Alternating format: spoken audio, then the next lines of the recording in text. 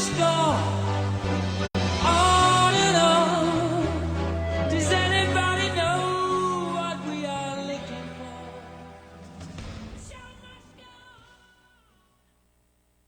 Hola, hola, hola, hola, hola, hola, mi tribu recontra querida, extrañada, abrazada y todas las hadas que se te ocurran. Bueno, ¿cómo estás, tribu? ¿Cómo pasaste la semana?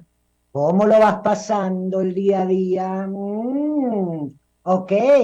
Bueno, quiero saludar al señor operador, quiero saludar a cada uno de ustedes que está en el chat de YouTube, en Facebook, por todos lados.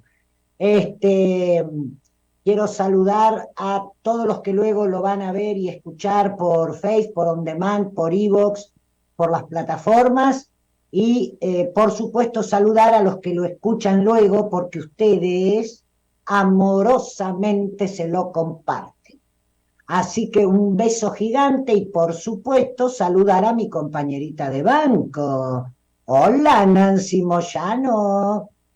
Hola Silvana, hola tribu, hola operador, hola a todos. Bienvenida, bienvenidos todos. Bueno, tribu, hoy tenemos invitados, como te dije el programa pasado y como habrás visto en el flyer. Te puse que nos visita el sufismo. Ahora le vamos a preguntar unas cosillas por si hay algo que no sabes y querés saber. Para eso lo tenemos a ellos, ¿no? Entonces, antes que nada, Nancy, contame quiénes vinieron a tomar unos mates. A ver. Te cuento. Está Maika, Doris Núñez, Leticia Perla Terán, Isel Gómez, Sergio Grimaldi, Gladys Nieto, Yolanda, Claudio Salinas, Laura Mohamed, Sandra Romero, Juan Pablo Martino y suman dos. Muy bien, bienvenidos, amores. Besos en los cachetes a cada uno y como siempre, gracias por la compañía. ¿Ok? Bueno, ellos son Mardía Herrero y Rafa Millán. Están desde Madrid, España, y ahora los vamos a presentar, imagínate, bombos y platillos. Hola, adelante Mardía y Rafa. ¿Qué tal, Silvana, Nancy, todos los que nos escucháis, nos escucharéis? Nada, para nosotros un placer y además mucha alegría de verte, porque da gusto escucharte con esa pasión y con ese entusiasmo, así que da mucha alegría de estar aquí con vosotras. Eso es, viene como una energía argentina que agradecemos mucho, esa fuerza y esa alegría y qué maravilla de estar en tribu. No hay nada que nos apetezca y que nos guste más. Muchas gracias. ¿Cómo te sentiste? ¿Mejoraste, Rafa? Pues la verdad es que estoy bastante regular, pero a través de esta energía y del mate que metafóricamente estamos tomando, me encuentro mejor, con muchas ganas de charlar con vosotras.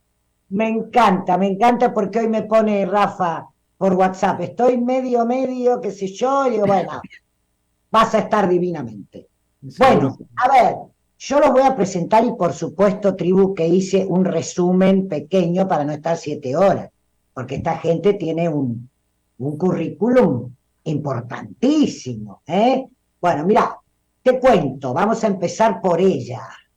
Mardía Herrero, escritora, profesora, doctora en literatura, máster en ciencia de las religiones, licenciada en historia y en filología. Publicó un montón de libros, 39 semanas y media, un embarazo sufí, o sufi, otro libro como Santa Teresa me acompañó al sufismo, Peregrina y muchas otras, El paraíso de los escritores ebrios. Bueno, tiene publicado más de 60 artículos, de los cuales 13 versan sobre la vida y la obra de Santa Teresa, Teresa de Ávila, que parece que es no solo la ama, sino que es fan número 1 de Teresa. Bueno, Rafa Millán, psicólogo, filósofo, escritor, sus libros, me encantó Rafa, este título. ¿Cómo ser sufi o sufí y morir en el intento? Es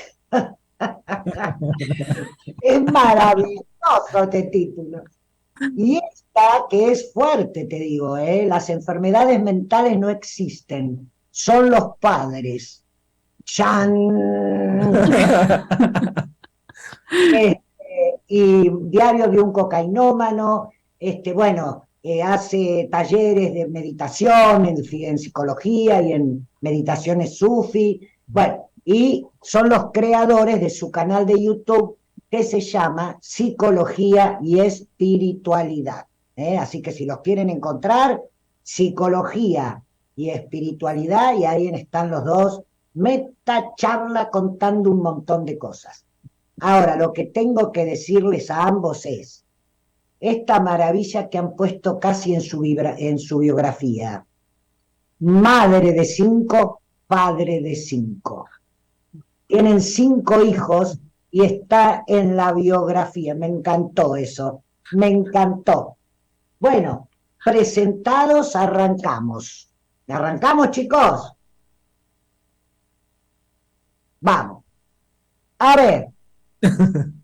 Cuenten un poco, porque no tenemos mucho tiempo, es un atrevimiento de mi parte lo que voy a decir, pero a ver, ¿qué es el sufismo? Imaginad, y, así les pongo todo junto, es cómo abrazaron esto. Yo escuché a Mardía un día, a vos no te escuché en esto, Rafa, pero a Mardía sí, que dijo que ella buscaba, porque viene de otra tradición, la cristiana. No sé vos, Rafa, ¿venís también de la cristiana? Bueno, claro, aquí todos por defecto somos cristianos en España, ¿no? Y yo he estado en un colegio cristiano de pequeño y guardo muy buenas memorias, ¿no? En contra, tal vez, a otros que han estado en colegios católicos, ¿no? Claro. Bueno, ¿qué dijo Mardía un día que la escuché? Dijo, yo buscaba. Llego al maestro Maulana Signasin, ¿lo dije bien? Maulana Signasin. Muy bien. Y dice, fue la persona, miren qué hermoso, que me miró y me miró como yo soy tal cual. Ese amor que sentí en la mirada, dije, acá me quedo. Como diciendo, no que no sigo, pero esto fue para mí, fue muy interesante escucharlo. ¿Es así, Mardía? Sí, así fue. O sea, la experiencia fundante para mí, y yo creo que para ti también, la experiencia fundante en el sufismo tuvo que ver con la maestría espiritual o la santidad, por así decirlo. En el sufismo se suelen llamar amigos de Dios, la cercanía a lo divino de un hombre concreto del siglo XX-XXI, que era Maulana Signasim. Entonces, llegar a Chipre, donde él vivía, estar invitados en su casa, porque su casa siempre estaba llena de gente, era un hombre al servicio continuo de los demás, y de repente ser recibidos por él, asomarnos a sus ojos y que él nos mirara con ese amor que de alguna manera acogía todo lo que éramos en nuestra completa individualidad, pues eso supuso como un antes y un después en nuestra vida. Sí, la sensación era como que él te había estado esperando desde siempre. Entonces en su mirada se daba un reconocimiento muy profundo, como si te hiciera el escáner, que es en la tradición sufí se habla de la cardiognosis, como en todas las tradiciones, que es la capacidad para estar tan abierto y tan uno mismo quitado del medio que eres capaz de ser poroso al corazón del otro, que puedes mirar y escuchar el corazón de la persona que tienes delante. Pues él te hacía como ese escáner del corazón y tenías la sensación, todos lo teníamos, no es una experiencia que nos haya pasado individualmente a Mardía o a mí, de que eras visto hasta la última de las fibras de tu ser y amado y aceptado y abrazado de manera incondicional por él. Y entonces eso te desarmaba por completo, ¿no? Y pensabas, como dice Mardía, bueno, si hay uno que es así, si en el planeta Tierra, ¿no? En todas nuestras búsquedas espirituales, que hemos estado en varias tradiciones y tenemos desde hace años una búsqueda muy intensa, encontramos a una persona que es así, pues aquí hay que quedarse, ¿no? Por lo menos un ratito, para ver qué tenemos que aprender de esta mirada y sobre todo de este amor, ¿no? De esa parte, porque el sufismo es una práctica o es una espiritualidad en caliente o en húmedo, es decir, a través del amor y del humor. Son dos de los elementos esenciales, ¿no? Y esta primera pregunta que nos haces de qué es el sufismo, reflexionaba yo en una cosa que me hace un poco de gracia, porque claro, es una de las preguntas que normalmente nos hacen siempre y que cada vez respondemos de manera diferente. Así que estoy con muchas ganas de saber qué vamos a responder hoy, Mardía, estoy intrigado. Y entonces, ¿qué es el sufismo? Y tú me lo preguntas, Silvana, sufismo eres tú. La presentación que nos has hecho, bueno, de todo el programa, con esa fuerza y esa energía, pues es lo más sufí que he visto en mi vida. Siempre nos lo preguntan, como decía, pero muy pocas veces nos lo han preguntado con la gracia y el cariño con que tú lo has hecho. Y ya dejo de hacer la pelota para que a ver si Mardía nos explica qué es esto del sufismo. A ver, gracias, Rafa. Sí, Mardía. Bueno, yo cuando, o sea, lo que a mí me enamoró del sufismo era la propuesta vital que... Déjame explicarlo, porque te...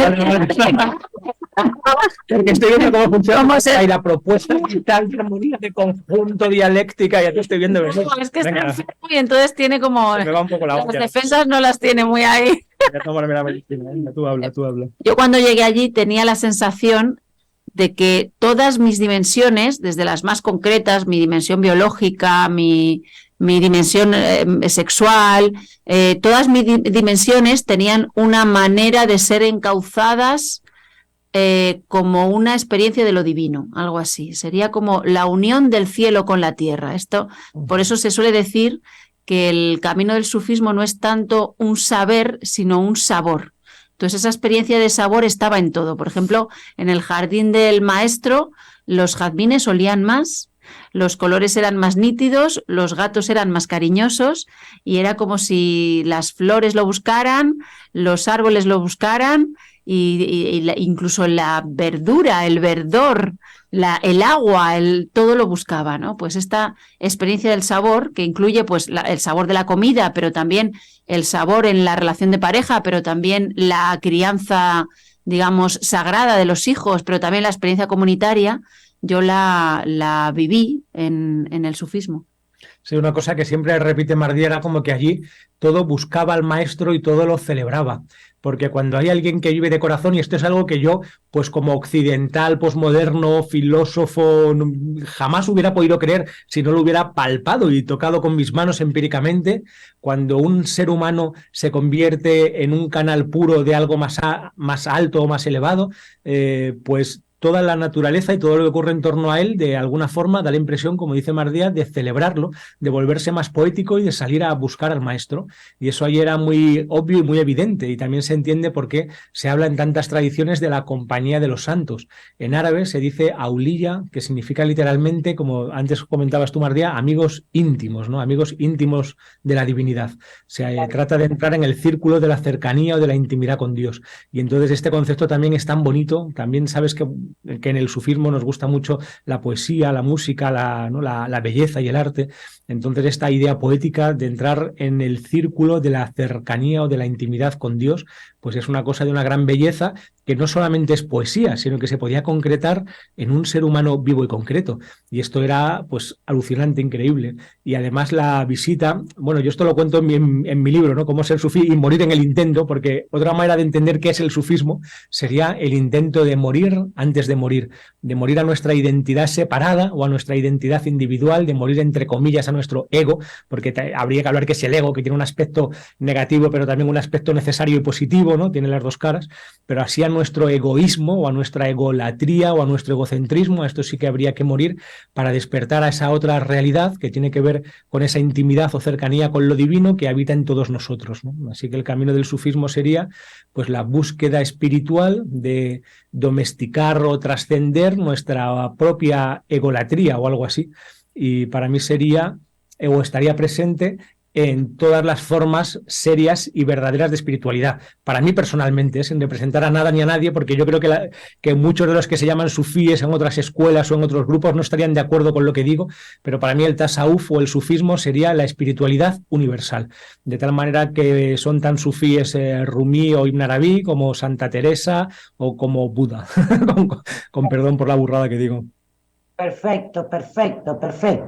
Bueno, ¿y qué transformó en sus vidas? Porque después me gustaría que ampliemos esto de morir antes de morir. Me encanta eso, morir antes de morir. ¿En qué transformó sus vidas Bueno, mi vida la puso patas arriba en todos los sentidos. En primer lugar, yo había tenido alguna experiencia espiritual fuerte y tenía como una búsqueda muy fuerte, pero el maestro lo primero que me dijo fue que me casara, es decir, que me dejara de pajaritos mentales. Yo vivía muy en las nubes y tenía como una visión muy idealizada de las cosas, y entonces no sabía muy bien cómo enraizarme, y él la palabra, ¿no? La palabra la utilizó sobre todo para darme raíces, ¿no?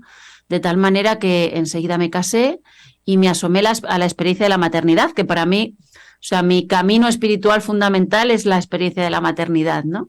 Y entonces pudimos crear un hogar. Y luego después, de repente, compramos una casa con 70 metros cuadrados diáfanos, y ahí se empezaron a hacer encuentros, y casi todo lo que había en mi corazón en potencia, de alguna manera, gracias al contacto con el sufismo y al contacto con el maestro, empezó a florecer. No solo empezó a florecer, sino que muchas de las cosas o problemáticas, incluso psicológicas, que yo no tenía bien resueltas, se resolvieron después de poco tiempo haciendo prácticas y con el sufismo, ¿no? En particular, yo experimenté una sanación muy profunda en mi feminidad, ¿no? Desde que entré en el sufismo. Esto fue algo, quizá lo más poderoso de lo que yo fui consciente. Mirá, wow, qué maravilla, Mardía. Mirá, la sanación de la feminidad, maravillosa.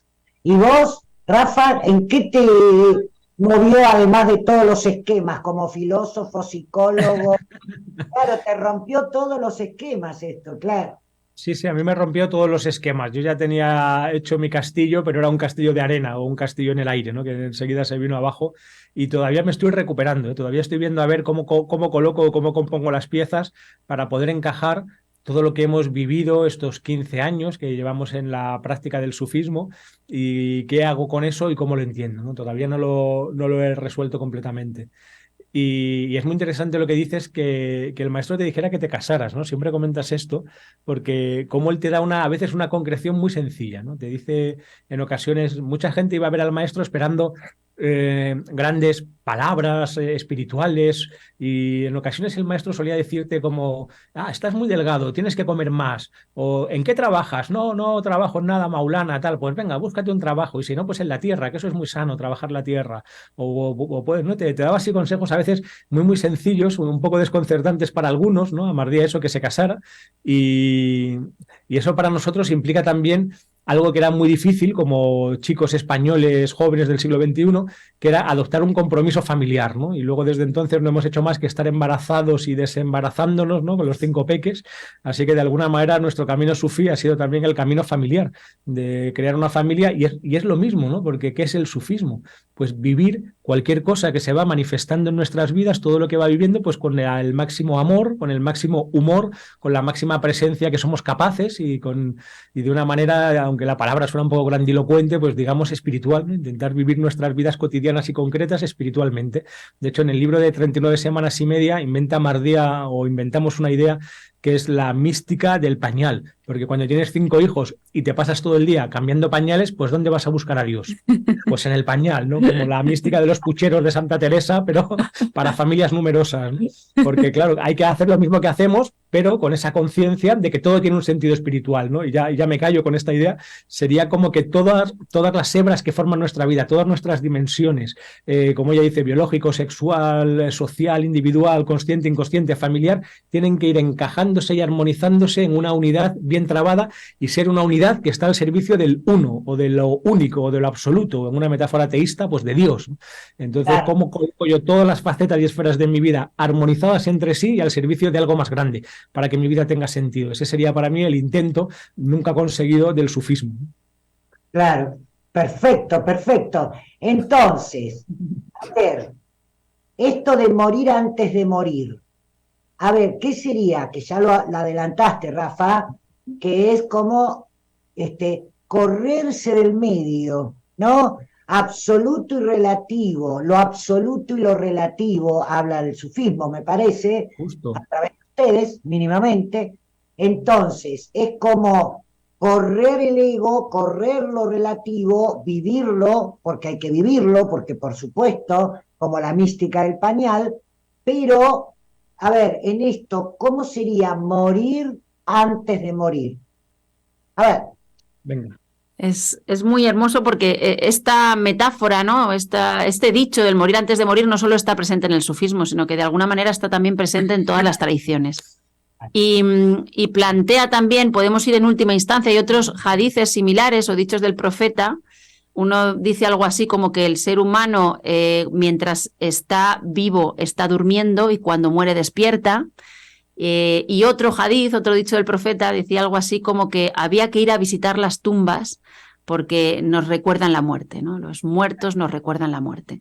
Entonces, nosotros somos también muy apasionados. Bueno, quizá a ti te gustan más como los libros más como científicos de reflexión sobre esto, pero en mi caso soy una apasionada de los libros de narraciones de vida, de experiencias cercanas a la muerte. Y casi siempre estas personas que han vivido una experiencia de estas y luego han querido contarla, porque hay mucha gente que la ha vivido y muchos no lo han contado, y hay algunos que han tenido experiencias similares, pero no han tenido una experiencia especial, pero los que han tenido una experiencia cercana a la muerte y han vuelto para contarla, dicen básicamente pocas cosas, ¿no? Y casi todas dicen cosas similares. La primera es que el amor al otro lado es más incondicional que el amor de aquí. Es decir, lo que nos espera al cruzar la muerte es amor incondicional.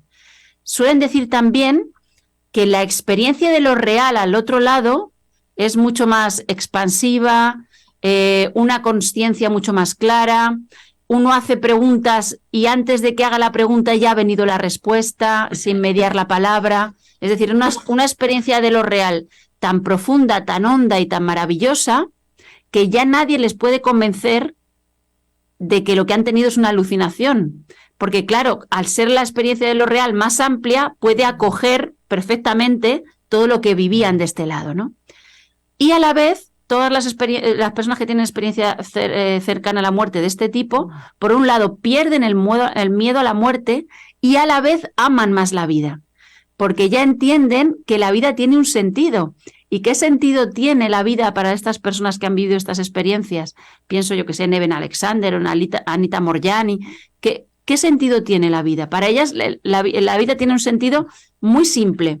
Por un lado, el de amar y el de ir abriendo poco a poco el corazón para que se vuelva receptáculo de un espacio mayor del mundo, amar más todos los seres de la creación, amar más a los seres que tienes cerca y a los que no, se va como ampliando la capacidad de acogida del corazón, es decir, amar, y la otra conocer, es decir, la vida es un camino de aprendizaje, un camino de toma de conciencia, ¿no? Pues, ¿qué es morir antes de morir? Morir antes de morir es poder tener la experiencia de lo eterno mientras estás habitando en el tiempo. Y por eso, para eso, lo que tienes que hacer es purificarte, ¿no? Se suele decir que morir antes de morir es morir a todo lo que muere, dejar que muera todo lo que muere para que seas la eternidad habitando en el tiempo, ¿no? Algo así. Maravilloso. Qué maravilloso, Dios mío. Bueno, lo tengo muy presente a Al-Halal, ¿no? El místico sufí, maestro revolucionario, porque lo he leído bastante, cuando dijo, Dios es yo, y yo soy Dios cuando ceso, dejo de ser yo. Bueno, para entender esto, transpiré un poquito, les confieso. ¿Qué quiere decir? Bueno, y estás diciendo esto, ¿no? Están diciendo esto los dos.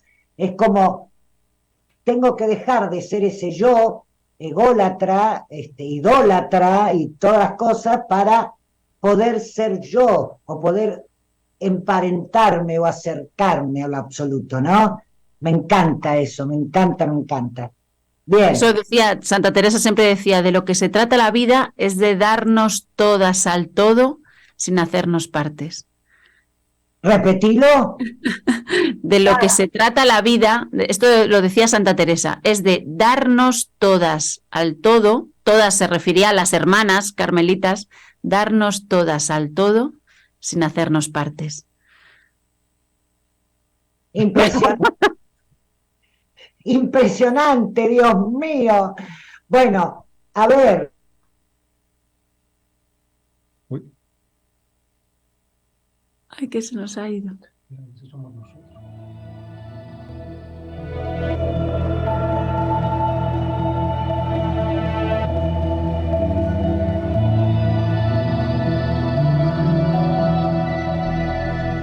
Se nos ha ido Silvana, se nos ha así ido que Silvana. esto es un espacio para que abramos el corazón y a ver qué te sale. Rafa Millán. Estaba escuchándote a ti y preguntándome cómo se podría saborear, como decías tú, esas gentes del sabor, algo de esa experiencia del amor que es más grande en el otro lado, de la verdad que es más grande en el otro lado, como citando al Halach nos decía Silvana, él lo que decía era Ana al-Haq, ¿no? Yo soy la verdad, ¿no? La verdad divina o lo real, ¿no? Haq es una palabra árabe que, como siempre ocurre en el árabe, suena como significa, ¿no? En el árabe el significado y el sentido están juntos, como ocurre en tantas las lenguas sagradas, y por eso el haq es como algo como fuerte y contundente, porque se refiere a la verdad real o la verdad verdadera.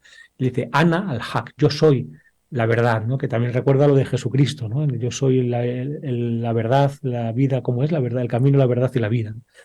Ana al-Haq. Y estaba recordando también esto que nos decía Pablo Benito, interpretando la caligrafía de la palabra Anna, porque empieza con un alif, que es la primera letra del alfabeto árabe, que es como un cálamo o es como una línea que une lo de arriba con lo de abajo, ¿no? El cielo con la tierra, que representa ese camino medial en el que el yo debe de estar, como un espacio de encuentro entre lo absoluto y lo relativo, como decía antes Silvana, lo de arriba y lo de abajo, o el cielo y la tierra, lo espiritual y lo material.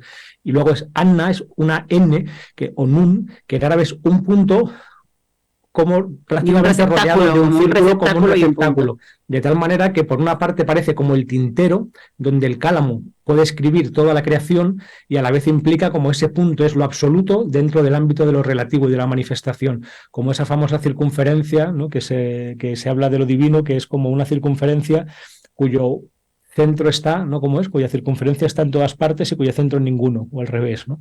Pero bueno, es una metáfora que se entiende así, ¿no? Entonces, escuchándole con esta reflexión de Ana al-Haq, lo entendí así. ¿Y cómo me parece que Nancy está pidiendo la vale, palabra. sí, me callo. Silvana me acaba de avisar que la computadora se quedó a negro y se está reiniciando, o sea, ya se suma. Vale. Gracias.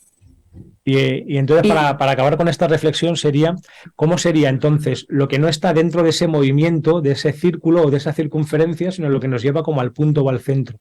Ese sería como el espacio que habría que encontrar y que habría en el sufismo se dice que pulir o que agrandar, que es el espacio del corazón, que en un lenguaje más actual sería el espacio de la conciencia o el espacio del ser o el espacio del yo, pero no del yo como ego, sino del yo profundo o del yo verdadero.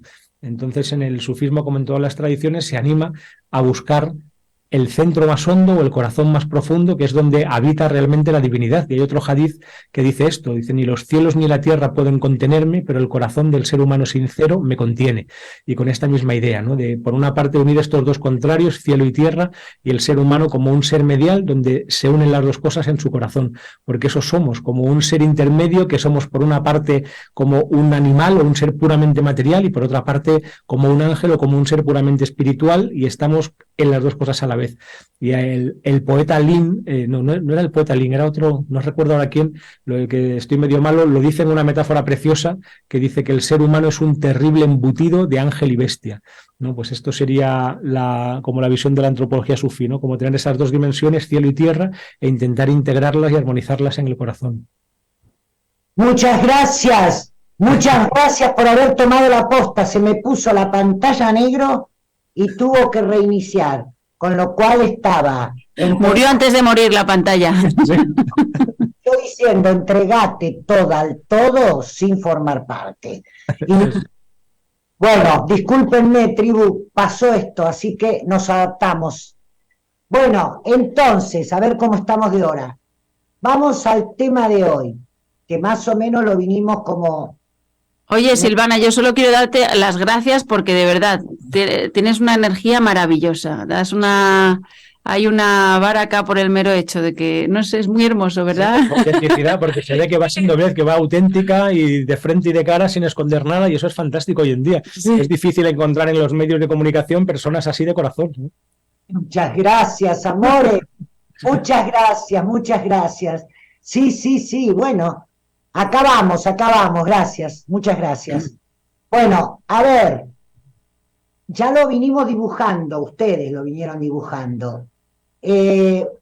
Entonces, ¿qué es purificar el corazón? Que fue el título que le pusimos a nuestro encuentro. Esto es muy hermoso porque, claro, en realidad solo se trata de eso, ¿no? Muchas veces nos preguntan por las prácticas, ¿no? ¿Qué prácticas se hacen en el sufismo? Pues las prácticas que se hacen en el sufismo normalmente son las prácticas del Islam, es decir, los 5 pilares, la oración, la limosna, el ayuno en Ramadán, a ser posible peregrinar a Meca. Se hacen también los dhikr, o que significa a la vez recuerdo y recitación, que son como recitación de mantras o nombres divinos, pero todas estas prácticas no tienen sentido si no están sostenidas por lo que de verdad importa, que es la intención. Hay una intención en nosotros previa a toda práctica que hace que esa práctica se convierta en realmente sagrada, es decir, en camino de sanación o en camino de apertura o en camino espiritual, o que hace que sea lo contrario, ¿vale? Entonces, lo importante realmente no está en la práctica en sí, sino en la intención previa. ¿Y de qué se trata en realidad el camino espiritual? De purificar la intención, ¿no? Claro, purificar la intención significa en el fondo enlazar la intención humana con la intención divina, porque solo cuando nos hacemos uno con lo divino, es decir, cuando nuestra intención se entrega a lo divino se entrega completamente a nosotros. Esto estaba también muy claro en Santa Teresa. Y para saber la intención con la que fuimos creados, podemos hablar de un hadith también, de un dicho del profeta Muhammad, en el que Dios habla a través de su boca, por así decirlo. Se llaman hadices Qudsi, que son como hadices santos, hadices sagrados, pero tienen que ver con esto, ¿no? Es como Dios hablando a través de su boca. Y en este hadith se dice, yo era, refiriéndose a la divinidad a sí misma, yo era un tesoro escondido y amé ser conocido. Es decir, ¿con qué intención se genera toda la creación? Pues en primer lugar, la creación es una generación que se realiza por amor, amé, y es un desdoblamiento. Hay una unidad inicial que se desdobla en el 2, se desdobla para darnos la ilusión de la separación y generar el anhelo y el éxtasis del regreso. Entonces, ¿cómo se purifica la intención? Se purifica la intención conectando con esa sed, que tiene que ser siempre una sed de regreso al absoluto, a lo que está más allá de cualquier cosa que podamos decir, a lo que está más allá de cualquier condición temporal, a lo que está más allá de cualquier forma, ¿no? Entonces, purificar la intención es, en el fondo, regresar a casa, ¿no? O por lo menos emprender el camino de regreso a casa. O sea, que a ver, si yo acá hay un dicho que yo uso que es de alpargata flecuda. Alpargata es un calzado que usamos acá en Argentina, en el campo, que está hecho de yute, y que de tanto usarlo se defleca, ¿se entiende? Por eso yo le pongo de alpargata flecuda. Entonces, de alpargata flecuda es, a ver, purificar la intención es ser consciente la mayor parte del tiempo de para qué hago, para qué, con qué objetivo. ¿Es eso? Y que el objetivo tenga siempre que ver con el amor lo más incondicional posible, o crecer a ese amor lo más incondicional posible, y con la apertura de la conciencia, ¿no? La apertura de la conciencia. Sí, sí. Claro. Bueno, ¿y cómo nos quitamos del medio, Rafa? Pues esa es la pregunta también para toda una vida, ¿no? ¿Cómo puedo ir yo como adelgazando y puliendo mi ego con el que estoy tan identificado, ¿no? Exacto. En el sufismo se habla también, una de las metáforas clásicas es la del corazón como un espejo que es capaz de reflejar toda la realidad.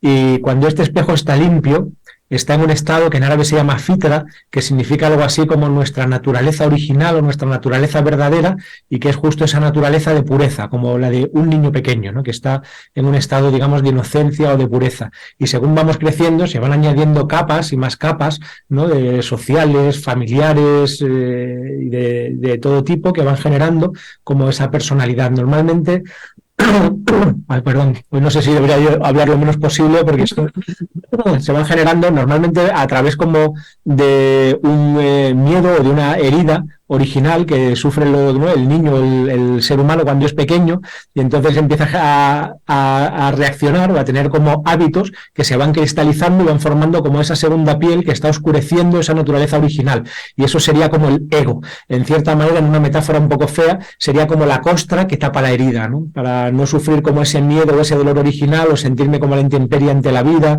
¿no? Porque un niño pequeño realmente tal vez no tenga una herramienta, y por eso todos acabamos desarrollando ese ego, porque no tenemos otra manera de gestionárnoslas y de vernoslas con el dolor, el miedo, el sufrimiento, y luego, una vez que ya lo hemos montado, viene la segunda parte, que es desmontarlo, o tal vez en un lenguaje más actual o con una psicología más actual, trascenderlo, porque el ego es necesario, como decía antes, y tiene su lugar y ocupa su papel, porque un ego demasiado poroso, o cuando no está bien construido, o cuando no es fuerte, puede acabar en una persona un poco desestructurada, como por ejemplo, yo que sé, pues alguien con un diagnóstico psiquiátrico grave, como una esquizofrenia o una psicosis, podría ser una persona que no ha sido capaz de cuajar un ego suficientemente fuerte. Entonces, primero hay que tener ese ego para luego trascenderlo, o para, como decía Mardea, entregarlo a lo más alto, a lo absoluto o a lo divino. Entonces, la manera sería eso, como yo lo llamo chapar, no es matar el ego, sino chaparlo en oro, entregarlo a lo más alto, preguntarme siempre en cada acción cotidiana para ir puliendo ese espejo del corazón, que es la metáfora del sufismo, ¿no? Hay que ir puliendo el espejo del corazón, ir quitando esas capas. Sería cómo puedo yo ponerme al servicio cada vez de lo más alto, de lo más hondo, de lo más amoroso, de lo más serio, y entonces de esa manera, si Dios quiere, pues vamos como puliendo y volviendo a nuestra verdadera esencia, pero no es algo que haya que hacer porque es lo que ya somos, como también ocurre en todas las tradiciones. Hay también hadices que hablan, ¿no? De que la verdadera casa divina es el corazón humano, ¿no? Entonces tenemos que volver, tenemos que limpiar la casa, quitar los ídolos para que el corazón vuelva a estar limpio. Y esta metáfora también es muy interesante, la de acabar con la idolatría, la de como todos tenemos, no es una idolatría como, yo que sé, una idolatría clásica en la que alguien se hace una estatua de madera y está como idolatrándola, pidiéndole, yo que sé, pues que me dé fama o dinero o vencer en la guerra, sino que la idolatría es la idolatría sutil. Yo hago un ídolo ¿de qué? Pues de mi fama, de mi ego, del dinero, de la pareja, ¿no? De cualquier ámbito de mi vida, y eso lo coloco como en el centro y estoy funcionando al servicio de eso, porque el ser humano es transitivo, siempre está al servicio de algo, no podemos solo ser, tenemos que estar haciendo algo y tenemos que enfocarnos con una intención y un objetivo hacia algo, en principio, desde la experiencia mística para abajo es así. Entonces se trata de ver cuáles son nuestros ídolos para irlos desmantelando y que la casa quede vacía, para que entonces se manifieste lo divino, que como decía un sufí madrileño que conocíamos, Dios sería en este lenguaje el vacío que todo lo llena, pero para ser llenados de esa divinidad primero tenemos que vaciarnos de nosotros mismos, quitar todos los ídolos, romper los ídolos, que quede la casa vacía para que venga el dueño de la casa, que es la metáfora de la divinidad o del absoluto. Perfecto, me encantó, me encantó. Sí. No sé si estoy diciendo algo que sea coherente, porque estoy con como una sensación febril, pero si a ti te ha gustado, está bien. Nancy, ¿hay alguna pregunta, algún comentario? ¿Lo querés contar? A ver. Sí. Alberto Pinto preguntaba al principio, ¿es real la realidad? La misma pregunta, o sea, el mismo señor, otra pregunta, ¿los sufis son derviches o es otra cosa? Janet Somocurcio, Portocarrero, son una pareja ejemplar como matrimonio y familia. Su mensaje es importante para todas las familias del mundo.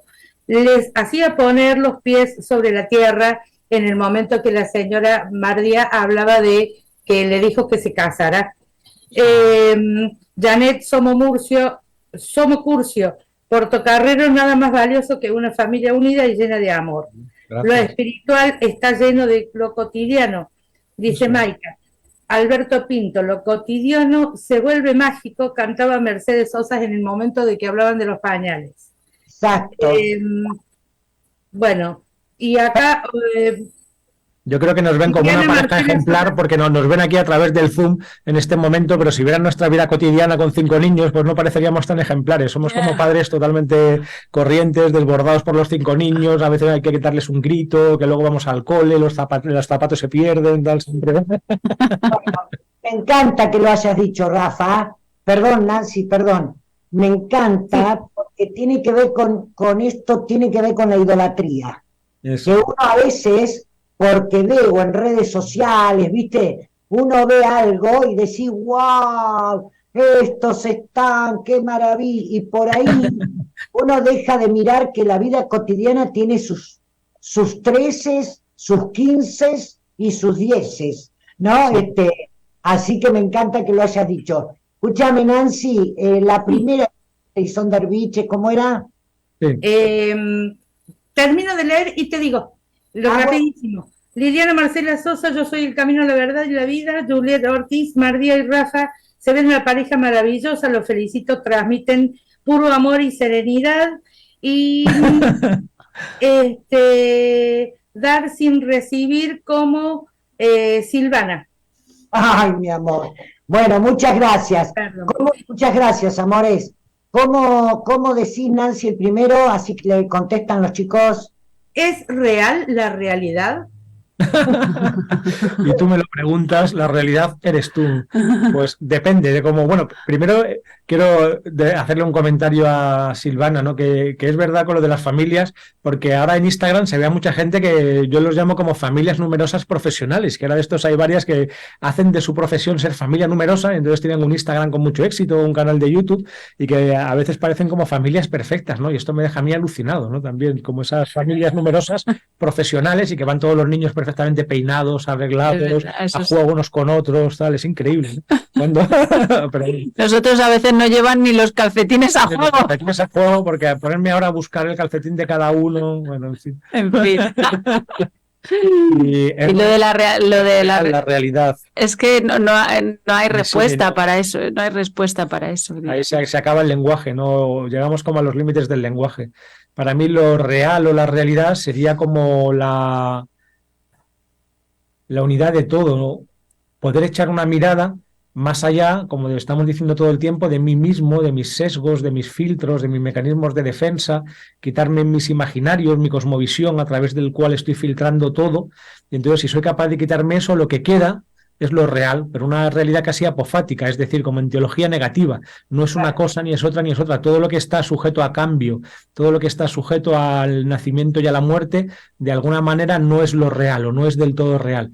Entonces, y esto es una práctica sufí, si yo me miro a mí mismo, miro mi interioridad con toda la intensidad con la que sea capaz, me presto atención y trato de buscar aquello que no tiene contrario, que no tiene opuesto, es decir, ¿qué es Dios? Lo que no tiene contrario ni opuesto, lo que es la pura unidad o la no dualidad, que ahora está muy de moda este término trending topic espiritual, lo no dual.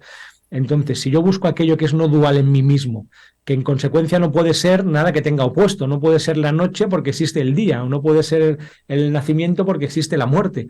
¿Qué hay en mí que no muere ni ha nacido, que no tiene contrario? No puede ser mi humor o mis cambios de ánimo porque eso está cambiando todo el tiempo.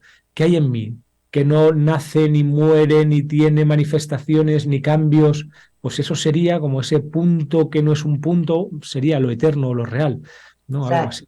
Y de alguna manera todo lo que vivimos en este mundo, como el derviche giróvago que mencionaban, ¿no? Este mundo que está siempre girando, el dunya se llama en el sufismo, como el Matrix, el bajo mundo, pues sería como, tiene un componente un poco ilusorio, un poco de ensoñación. Yo, sin embargo, en esto difiero completamente de mi marido, porque esta visión apofática, para mí, la experiencia de lo divino sería más bien como de sobreabundancia, ¿no? Una admiración en la contemplación de la completa grandeza, diversidad y maravillosidad de lo divino, ¿no? Como eso se despliega continuamente de manera cada vez más sorprendente, ¿no? En dosis crecientes de sorpresa. Claro, entonces mi experiencia es como un desbordamiento de amor casi constante, ¿no? Que es otra vía, es como la vía opuesta, pero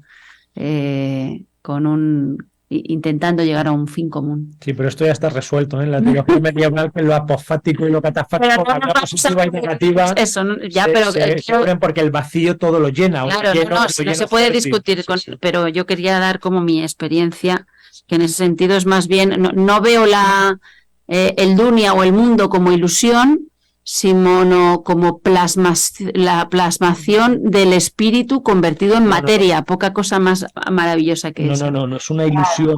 Es, cuando lo tomas como lo real, es ilusorio. Lo que es ilusorio es tomar la parte por el todo, como siempre, caer en la sinécdoca y pensar que este mundo material o que el mundo del cambio o que mi ego es lo real o es lo más real. Entonces es ilusorio porque estás metiendo a Dios en una caja, precisamente, o metiendo lo absoluto en un recipiente limitado, ¿no? Como queriendo meter a Dios en un pendrive. Pero realmente, solamente cuando te das cuenta que el Dunia está, o que este mundo, ¿no?, es también el otro mundo, desde esa perspectiva no dual, entonces sí es real, claro, pero no tomado por sí mismo, ¿no? Sería el punto. La pregunta generó la discusión del matrimonio. Sí, para que veáis. No estamos para que veáis. discutiendo, estábamos como viéndolo desde dos experiencias y dos maneras de experimentar totalmente diferentes. Es un chiste. Bueno, a ver cómo está este tiempo, lo de los derviches. Cortito. Sí, hay diferentes escuelas en el sufismo, hay cofradías o órdenes que se suelen llamar turuk, tarikas, y la Meflevi, que viene de Maulana Jalaluddin Rumi, que es una de las más conocidas en Turquía, pues es de donde salen los derviches giróvagos, ¿no?, que hacen esta danza circular preciosa, que tiene un montón de significados simbólicos, ¿no?, que en ese giro también, con una mano hacia arriba y otra hacia el mundo, se une lo de arriba con lo de abajo, y el sufi gira siempre de derecha a izquierda, como persiguiendo su propio corazón, que representa lo divino. Hay otras táricas como la Naqshbandi, en donde en ocasiones también se ha girado, y sí, es una práctica tradicional de algunos grupos sufíes, y otros, sin embargo, no la hacen, depende, ¿no? Cada grupo tiene su manera. Por supuesto. ¿Hay algo más, Nancy? Porque no sé, tengo pocos minutos, me parece. Decime. Julieta Ortiz pregunta, dentro de sus actividades, ¿hacen meditaciones a diario? Andrea Zangaro dice, me encantó la definición de ego que dieron y cómo explicaron todo. Leticia Perla Terán, a veces me preguntan, ¿dónde está tu espiritualidad? Bien. Si hacen habitualmente meditaciones, chicos. Sí.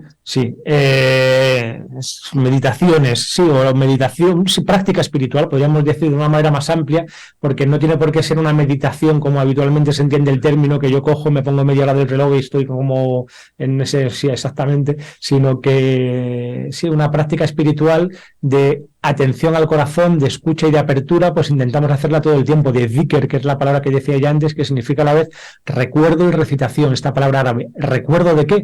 De mi verdadero ser, de mi núcleo, de mi centro, de esa divinidad que nos habita, del corazón. Entonces se trata de estar siempre intentando prestar atención a ese corazón y vivir la vida de la manera más auténtica posible y más espiritual posible. Esa es la práctica básica. Ahora he visto que lo llaman algunos meditación informal, ¿no? Porque no es como una meditación formalmente, me pongo de 5 a 6 a meditar todas las mañanas, que también se hace en el sufismo y hay muchas técnicas de meditación. Está la murakaba, bueno, y las oraciones y las prácticas básicas son meditación también, pero luego está esa meditación informal que en realidad es superior, que sería hacer de toda la vida, como todas las tradiciones espirituales pretenden, camino espiritual. Perfecto. Bueno, a ver, señor, me dice cuánto tenemos para la pregunta que quiero hacer.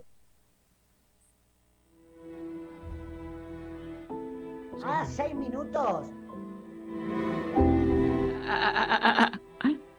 Gracias, señor. Bueno, a ver, ¿qué son las heridas? Porque también te escuché, Mardía, como verás te perseguí un poco, ¿no? A ver, te escuché hablar de las heridas simbólicas y las emocionales. A ver, así. Qué bonito. Si quieres hablo yo de las simbólicas y habla él de las emocionales, que él es psicólogo y yo me he especializado más en la hermenéutica. El símbolón griego, en origen, era una especie de colgante que cuando dos personas se iban a separar, partían en dos, de tal manera que una mitad se la llevaba una mitad se la llevaba otra, con la promesa de un día volver a unirnos, a unirse al reencontrarse, ¿no? De tal manera que ese simbolón, el simbolón griego, pasó a nombrar al símbolo. ¿Qué es el símbolo? El símbolo es toda realidad medial o todo puente entre nosotros y el más allá, por así decirlo, entre la realidad cotidiana y la realidad absoluta, entre lo relativo y lo absoluto. Ese puente que media, ¿no?, que es el símbolo, puede servir o para cerrarnos o para abrirnos. Es decir, es señal a la vez del uno y del dos. Garantiza que siga existiendo la dualidad, pero a la vez garantiza una unidad en la dualidad, ¿no? Entonces, ¿cuáles son nuestras heridas simbólicas? Es todo aquello que nos mantiene con esa conciencia de vivir separados, ¿no? Y entonces, ¿cómo restañamos nuestras heridas simbólicas? Unificando todas las dimensiones de nuestro ser, por así decirlo, ¿no? Y muchas veces que haya una herida simbólica es fuente de creatividad y de belleza, y es señal de vida. Por ejemplo, cuando la identidad está muy clara, pues uno puede morirse en vida, porque lo tiene todo claro. Cuando hay identidades que luchan entre sí, se genera una herida simbólica, y esa herida simbólica, que todos tenemos muchas, a la vez, muchas veces es la fuente de toda nuestra vida y de nuestra creatividad. Y muchos nos hacemos terapeutas porque tenemos esa herida simbólica, o nos hacemos sanadores porque tenemos esa herida simbólica, ¿no? Esto tiene que ver también con Quirón y con esa capacidad de curar desde la herida, ¿no? Pues algo así. Las heridas emocionales, solo añado que sería exactamente lo mismo. Yo soy el único psicólogo que conozco que dice esto. Para mí, una emoción, cualquier emoción que vivimos, es la totalidad de nuestro mundo psíquico vista desde uno de sus ángulos. No se pueden separar unas de otras. Y entonces una emoción es un símbolo que nos conecta con lo último, con lo divino, con lo absoluto, con nuestro ser verdadero. Y como ella dice, en la medida en que estamos separados, pues se vive con angustia o con tensión, y en la medida en que nos vamos armonizando y unificando, es como que, de alguna manera, y entre comillas, habría mucho que decir aquí, matizar, esas heridas se van sanando y podemos volver a ser lo que realmente somos. Entonces, las heridas simbólicas y las heridas emocionales serían prácticamente dos maneras distintas de hablar de lo mismo. Perfecto. De la separación. La herida de la separación. Claro, tremendo, tremendo. Me encantó. ¿Hay algo más, Nancy, que me quieras contar? A ver, decime. Sí, Liliana Marcela Sosa, la contemplación de la manifestación de Dios en el mundo, entiendo, es lo que expresa Mardía. Maika dice, es estar en presencia en cada cosa. Justo. Y Juan Pablo Martino, el alma solo entiende de emoción, dice un poeta. Sí. Esto es Alejandro Sanz. Un cantante Alejandro Sanz, un cantante español, dice algo así, ¿no? Porque hablaba de Dios, decía que si había Dios tenía que entender de la emoción. Esto es pero era hermoso. A mí me gustaba mucho esta canción cuando era jovencita. Claro que no, y tiene canciones muy interesantes a nivel filosófico, Alejandro Sanz. No, es una emocionalidad de lo divino, es una manera además muy andaluza de vivir lo divino, ¿no? Como preñado de la emoción, ¿no? Ese patos o esa idea de lo divino como emocionalidad al extremo, ¿no? Preñado de lo divino, precioso, precioso. Precioso. ¿Que Nancy, te vi levantar la mano, puede ser? No, pero no importa, te leo el último. César Mangiari, dar sin esperar recibir nada, como la jefa de la tribu Silvana. Ay, mi amor, Amén. qué tesoro. Sí, ese es un gran trabajo, de limpiar el corazón. Dar sin esperar nada, dar sin esperar nada. Amén, amén. Amén. Y cuando uno está esperando algo, recordar. Hola. Bueno, tremendo, chicos. Oye, ¿cómo te quiere la tribu, Yo ya soy de esta tribu, de la tribu de Silvana, ya estoy apuntado, Ya estoy ahí en la lista. Me encanta. Es que hace muchos años que estamos juntos y vamos creciendo juntos y compartimos cada semana, y los amo de verdad por la compañía. Así que, a ver, cortito, porque ya terminamos, chicos. ¿Es importante un maestro en la vida? ¿Quieres contestar tú o yo? Yo creo que tenemos maestros para todo, ¿no? Hoy en día está como mal visto el tema de los maestros, pero si tenemos maestros que nos enseñan a leer, maestros que nos enseñan a conducir, o sea, desde que somos niños, porque nacemos, salimos al mundo sin saber absolutamente nada, estamos todo el rato aprendiendo de los demás, de tal manera que en cierto sentido todas las personas son nuestros maestros. ¿Por qué no íbamos a tomar como maestro a una persona que haya andado un poquito más que nosotros en lo espiritual? Para mí no hay ningún problema en esto. El problema viene a través de la idolatría, pero, quienes tenemos que tener cuidado con la idolatría somos nosotros mismos, no tanto esos maestros, ¿no? Eso sí, aprender a discernir qué es un maestro verdadero de un narcisista que no te va a enseñar nada, sino que más bien te va a quitar. Eso también es un camino de discernimiento. Y algo esencial que en los caminos espirituales a veces no se tiene en cuenta es que todos tenemos mundo psíquico y vida inconsciente.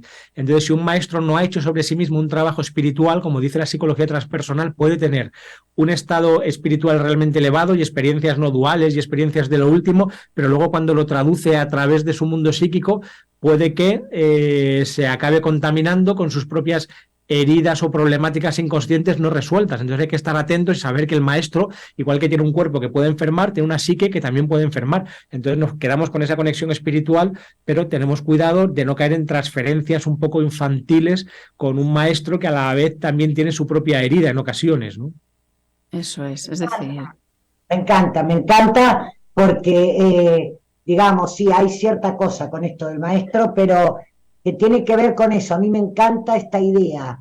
Un maestro es el que se enseña tanto a sí mismo a partir de otros y fundamentalmente por el uno, que de alguna manera con lo que transmite hace que el otro sea su propio maestro en el sentido de la unión con el absoluto, ¿no? Entonces me encanta esto. Eso es. El maestro solo hace conexiones, pero no se quiere quedar con el aprendiz, sino que solamente tiene que hacer una conexión para que, como tú dices, sea su propio maestro. Esa es la idea justo. Me encanta eso, me encanta. Bueno, a ver, me encantó tenerlos. Espero, tribu, que les haya gustado por lo que han puesto sí. Por suerte no me escucharon hablar solamente a mí hoy. Con lo cual es genial. La verdad fue un placer escucharlos, tenerlos. Tienen una energía preciosa y encima están en composé los dos. En el chakra del naranja, ¿no? En el chakra de la maternidad. Bueno, ¿cómo lo pasaron, chicos? Pues nada. Muy bien, la verdad, sobre todo lo hemos vivido con mucha alegría. Yo cuando leo a Francisco de Asís o sobre la vida de Francisco de Asís, el gran santo del siglo XIII, cristiano, siempre lo primero que me viene es una alegría muy profunda. Pues de alguna manera en esta tribu que hemos habitado este ratito se transmite una alegría muy honda que tiene que ver con la apertura del espíritu, ¿no? Del compartir lo que merece la pena, ¿no? O sea, tú lo has vivido como Silvana de Asís. Bueno, muchísimas gracias, la verdad, fue un placer, me llenaron el corazón al venir, de verdad, y sé que a toda la tribu también, así que gracias, Nancy, también a vos, ¿te llenó el corazón? Sí, muchísimo. Gracias, Nancy. Gracias. Así que, amores míos, darle las gracias a todos, como siempre, gracias. Y gracias, Mardía y Rafa, y no será la última vez que nos juntemos. Ojalá algún día nos podamos dar un abrazo físicamente. Un abrazo físico. Estuve en Madrid después, antes de pandemia, haciendo un curso, así que en cualquier momento voy y nos damos el abrazo. O ustedes vienen. Aquí siempre estás invitada, a nuestra casa siempre estás invitada. Y en la mía ustedes también. Gracias. Así que gracias, Nancy. Gracias, sí. Gracias, señor operador. Gracias a todos y nos vemos el jueves que viene a las 18. ¿Dónde nos vemos, Sil? Pero Nancy, ¿dónde nos vamos a ver? En Mantra. Chao a todos, gracias. Chao, chicos. Chao, Nancy.